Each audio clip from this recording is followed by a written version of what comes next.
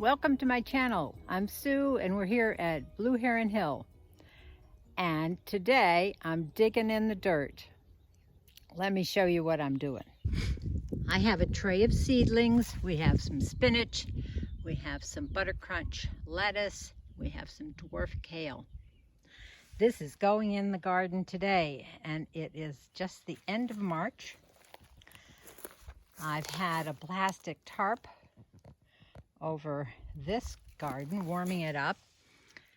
The temperature reads at about 70 in the soil, so that is perfect.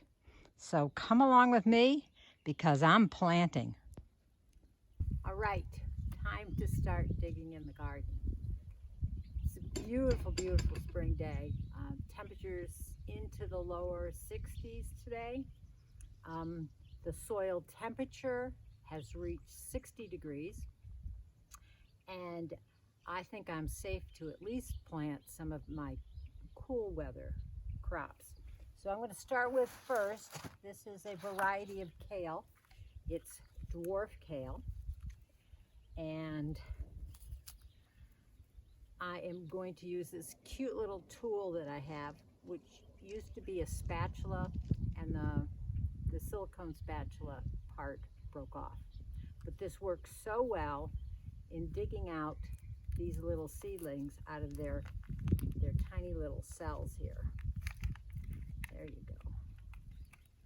There you go. Look at that root system. Beautiful.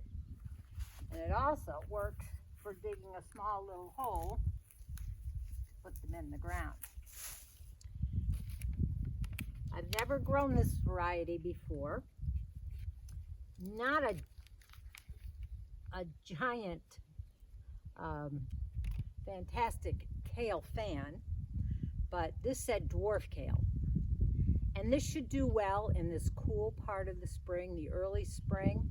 And if we like this well enough, I didn't want something too tall. This will probably, its life cycle probably end about the beginning of July when it gets very hot. And if we like it, I'll be able to plant it again in the fall, and hopefully we'll be able to, in a structure like this, a low tunnel with plastic tarping over it and everything, we'll be able to grow this throughout the winter. But so far this bed, I've relegated this bed to some of these early cool weather crops.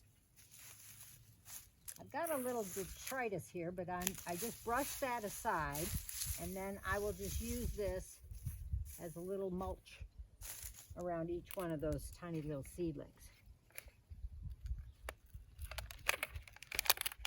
I started these about 4 weeks ago, and I think they've done exceptionally well. They are a little on the root bone side here, so it means to me that they've been growing very well. I'm spacing them about 8 inches apart. I only have 6 of them, so this will give me one nice little row.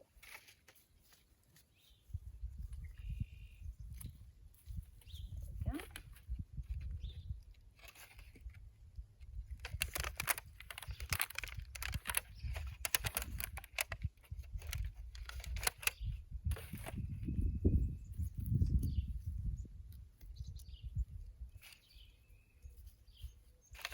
And we got just a tiny wee one in here. Came up a little bit later than everybody else, but I'm going to give him his shot in the sun. He deserves it. Still has a nice root system on it. The leaf mold in here is rich and glorious. I mulched it over with shredded leaves. I'll put a link in the video on how I shred up and mulch my leaves in the winter time. Now, don't forget, you need a marker all the time. And let's see, next up is I think I will plant my spinach. I have a couple varieties of spinach. I am going to plant a few by seed in the bed today, but these would be, there's 12, well, minus 1, minus 2, so I have 10. This is winter Bloomsdale, so it does very well in the colder temps. I'm going to kind of succession plant these. I've given a jump start. They're already seedlings.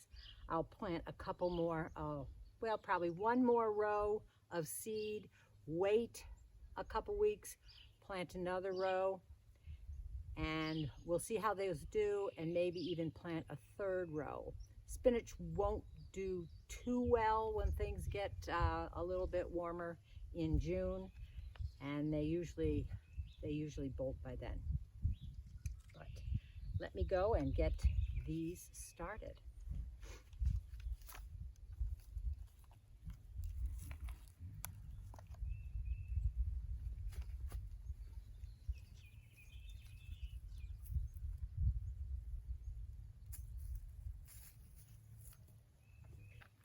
I like these types of plants where you don't have to up-pot them.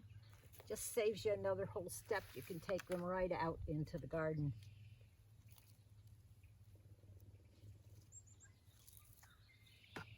There you go, buddy.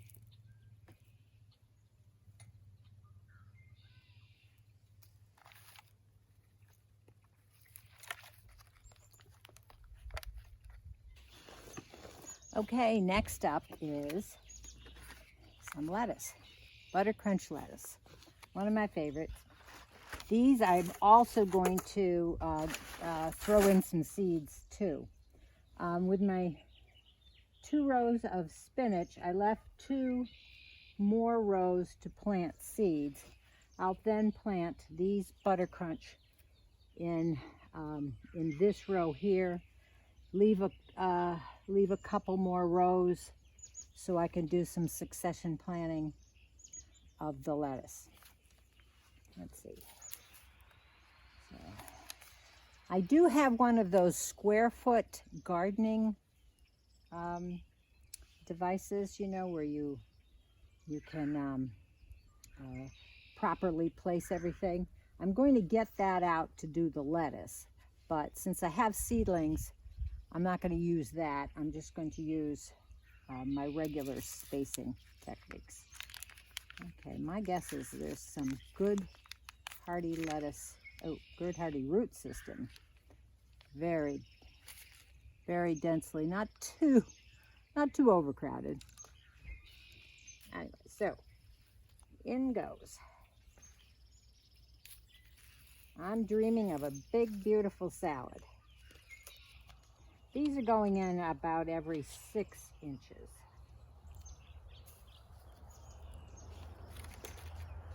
I could pack them more tightly together, but these I intend to let go into a head. Oftentimes my lettuce, I'll just do the cut and come again method, make it a leaf lettuce, but the butter crunch makes a nice little head. And I'm going to leave these for that. And the ones I plant by seed will be the ones that I use for just leaf lettuce.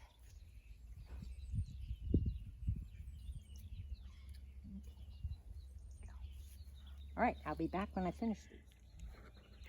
I planted 2 short rows of 2 more lettuces. One, I hadn't planted this before, Flashy Butter Gem. Kind of reminds me of Freckle, which is a kind of a bicolored, freckly spotted, red spotted leaf lettuce. The other one is Ruby Red Leaf, and I love this one. And a crazy reason to like this one is this one in particular has white seeds, so you could really see where you're sprinkling them. This one has black seeds, and I always find that very difficult to see how many I've planted. Although I do tend to overplant my rows, And then when you go to thin them out, no need to throw those little seedlings away. Just wash them and pop them in your salad. They're like microgreens.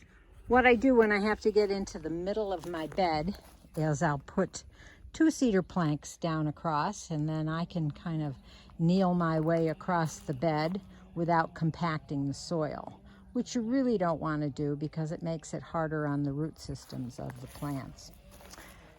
What I intend to do now is plant a couple rows of radishes down at this end.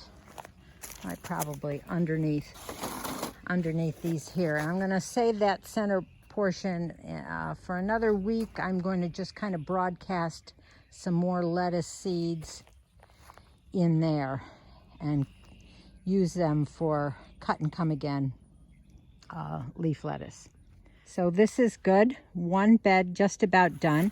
I'm going to give everybody just a little bit of a drink of water because things are drying out in this warm sun. I'm going to cover this with a fabric row cover because the sun is pretty intense today. I have been hardening off these plants and getting them used to the sun, but I just don't want them to scorch, and then I'd lose them all. So be back in a second. Right, 2 types of radishes, just a couple short rows. Cherry Bell. This is tried and true.